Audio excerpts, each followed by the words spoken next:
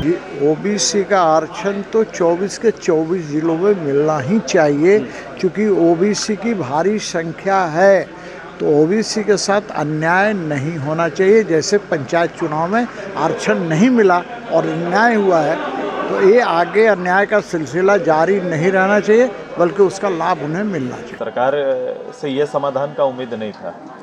सरकार ने यह तय किया था विद इन 6 मंथ के अंदर में इस राज्य में नई हम लोग पॉलिसी पे आएंगे, और उन्होंने ये भी कहा था कि हम लोग ओबीसी के लिए आरक्षण नए रूप में निर्धारित करेंगे, और इसकी मांग लगातार लंबे समय से हो रही है।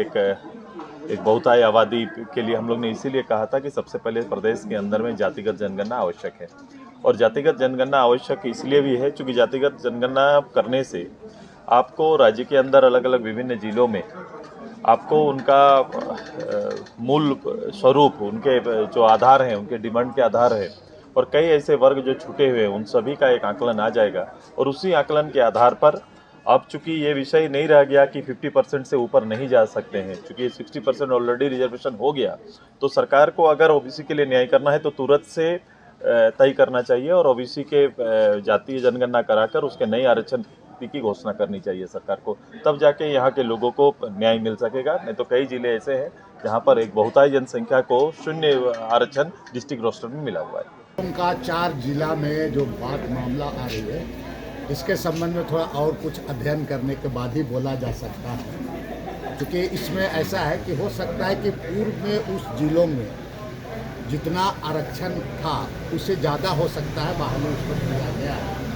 तो इसी को उसको एक तरफ से कहा जाए कि उसको बराबरी करते हुए हो सकता है छोड़ा, लेकिन अभी तत्काल में ये 4 जिले में जो पिछड़ों के बारे है उस पर थोड़ा सा इंतजार कीजिए, थोड़ा उस पर अध्ययन करना चाहिए, जानना चाहिए।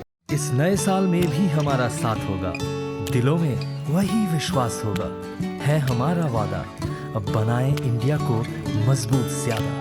Wish you all a very happy new year.